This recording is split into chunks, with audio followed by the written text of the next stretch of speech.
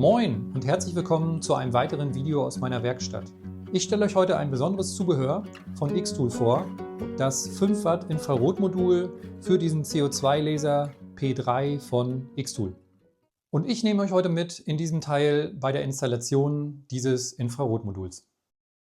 In dem Karton befindet sich also die Bedienungsanleitung, ein bisschen Schmiermittel, 2 Bausteine, die für die Einmessung des Lasers erforderlich sind, ein Baustein für die Fixierung des Laserkopfes und natürlich der Laserkopf selbst. Gut, starten wir mit der Modulhalterung. Die wird jetzt an dem Laser hier fixiert. Dafür nehmen wir einfach die Schrauben, die mitgeliefert werden, und ziehen die entsprechend an. Und dann geht es auch schon in den Innenbereich und dafür ist natürlich wichtig, dass ihr den Laser auf jeden Fall ausschaltet.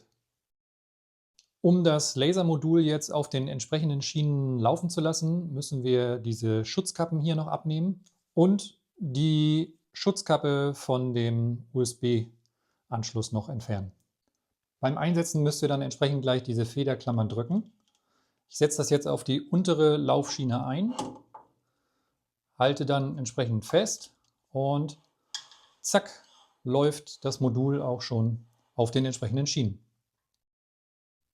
Um die Module miteinander zu verbinden, werden jetzt eben hier an dieser Halterung noch 2 Schrauben entsprechend montiert und diese Klemmschraube festgedreht. Und dann wird auch nur noch der Stecker hier eingesteckt. So, und dann haben wir noch das schöne Schmiermittel. Das steht euch optional zur Verfügung, falls ihr eure Laufschienen hier nochmal nachschmieren möchtet. Damit ist die Hardware auch schon installiert und wir gehen entsprechend jetzt zur Einmessung mit diesen Hilfsmitteln. Dann schalten wir das Gerät jetzt mal ein. Wenn ihr die aktuellste Firmware runtergeladen habt, wird automatisch das neue Modul erkannt und es startet eben der Kalibrierungsprozess, so wie jetzt hier abgebildet. Nun setzen wir diesen Abstandshalter folgendermaßen ein. Wir lassen die Höhenverstellung so hoch fahren, dass der Abstandshalter exakt unter das Lasermodul eben hier passt und da eben so gut wie kein Spiel mehr ist. Und das kann ich sehr fein einstellen. In 0,1 mm Schritten kann ich entsprechend die Höhenverstellung anpassen, nach oben und unten fahren, sodass ich dann eben das so weit erreicht habe, dass er stramm, so mit einem leichten Kratzen dann hier drunter gefahren werden kann. So, und damit kommen wir auch zum zweiten Teil. Dafür brauchen wir jetzt eben dieses dünne Papier und das Kreppband, was mit beigelegt ist. Das Papier habe ich jetzt in der Mitte des Laserraums positioniert und mit Kreppband entsprechend fixiert.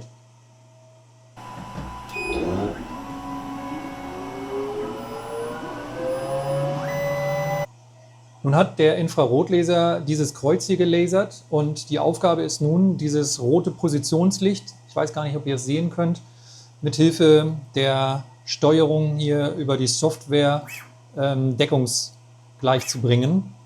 Und dazu habe ich wieder verschiedene Möglichkeiten, die Distanz, die der Laserkopf eben gehen soll, hier einzustellen. Das mache ich jetzt mal in Millimeterschritten. Zack. Und arbeite mich dann mal in die Mitte des Kreuzes. Vielleicht könnt ihr den kleinen roten Punkt entdecken. Jetzt ist er exakt in der Mitte des Fadenkreuzes. Oh. Also, euer Laptop solltet ihr schnellstmöglich dann rausholen, bevor ihr da einen Knopf zu früh drückt. Und damit ist jetzt alles installiert. Der Laser steht zur Verfügung und kann jetzt ausgewählt werden. In der Software unter Studio sieht es dann so aus, dass ihr hier die Auswahlmöglichkeit habt, zwischen CO2 und Infrarotmodul eben zu wechseln. Da seht ihr auch, dass sich der Arbeitsflächenbereich verändert. Und das liegt ja einfach daran, dass das Infrarotmodul rechts von dem CO2-Modul installiert ist und dieser Arbeitsflächenbereich links, wo das CO2-Modul ist, eben gar nicht vom Infrarotmodul wiederum erreicht werden kann. Moin nochmal! Das ist jetzt nochmal ein Nachtrag zu dem ursprünglichen Video, was ich online gestellt habe.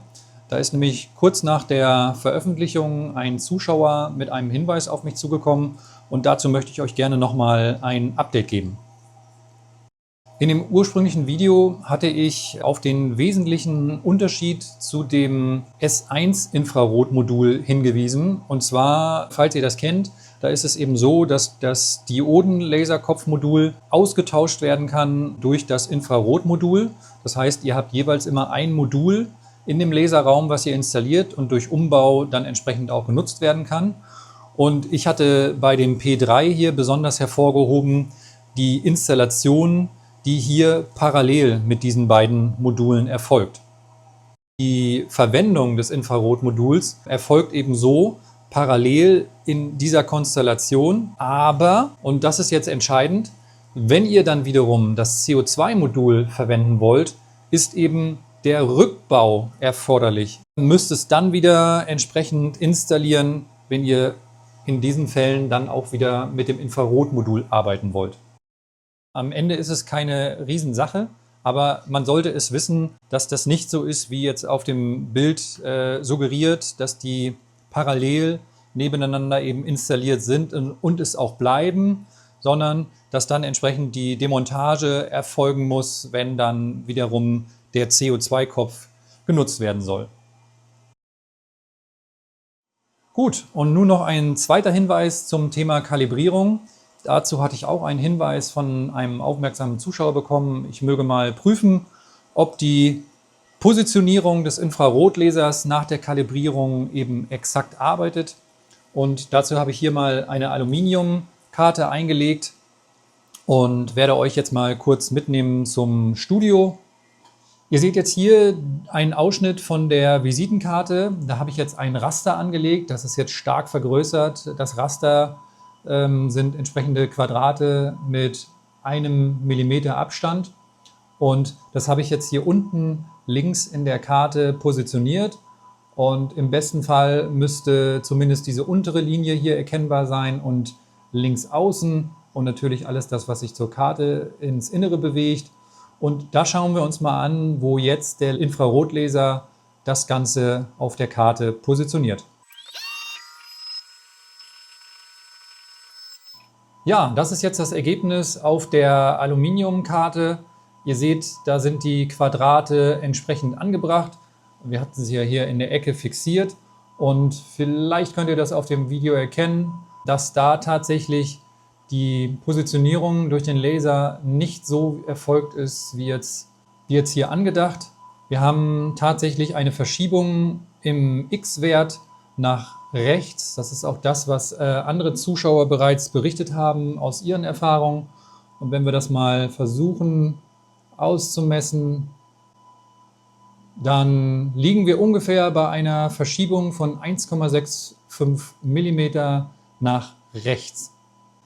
Daraufhin habe ich dann nochmal meine Kalibrierung des Infrarotlasers überprüft und auch da festgestellt, nein, der ist nach diesem Kalibrierungsprozess exakt mit dem Fadenkreuz eben ausgerichtet.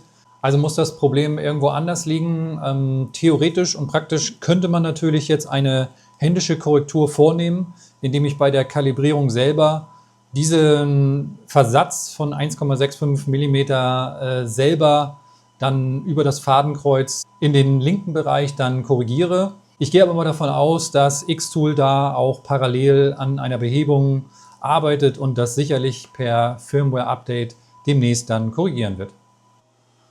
Okay, das war der erste Teil, die Installation des Infrarotmoduls. Der zweite Teil, wo wir dann in die Praxis einsteigen, kommt kurzfristig hinterher. Bis dann erstmal. Ciao!